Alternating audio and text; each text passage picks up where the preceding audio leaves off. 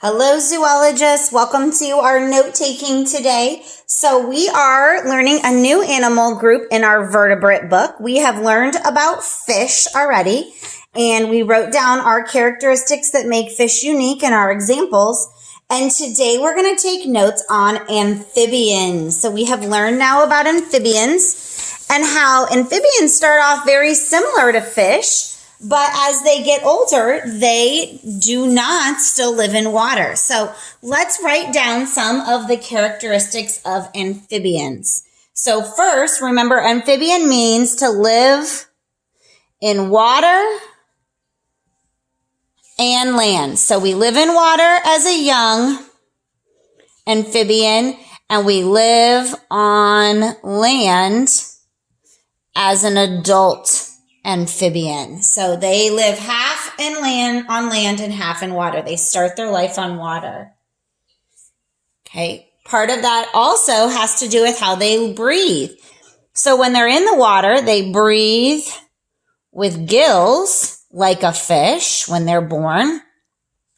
And then as they grow up and get their legs, those gills get covered over and they breathe with lungs. And that is when they have to go on land because they need to breathe in the oxygen from the air like you and I. So amphibians, again, are unique, living half in water and half on land. They are also cold-blooded. Just like fish, their body temperature changes with the air. So they have to go places to stay warm, like basking in the sun. And then to cool off, they stay in the water or stay near it or go underneath maybe a moist log. They lay eggs just like a fish, and those eggs are jelly-like. An amphibian also has that moist, smooth skin. And a key here is that moist. They have to keep their skin moist. So that is why they live near or in water.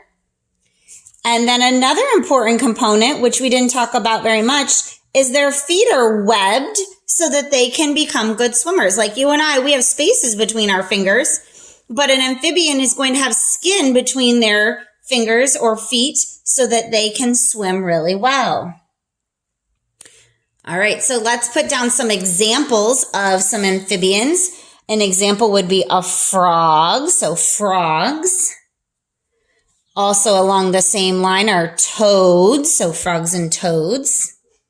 We also talked about salamanders as an amphibian group and newts. All right, so those are our groups of amphibians and the characteristics, living half of their life in water and half on land, which means they breathe half of their life with gills and then with lungs. They are cold-blooded, lay jelly-like eggs, have moist, smooth skin and webbed feet. And our examples are frogs, toads, salamanders, and newts.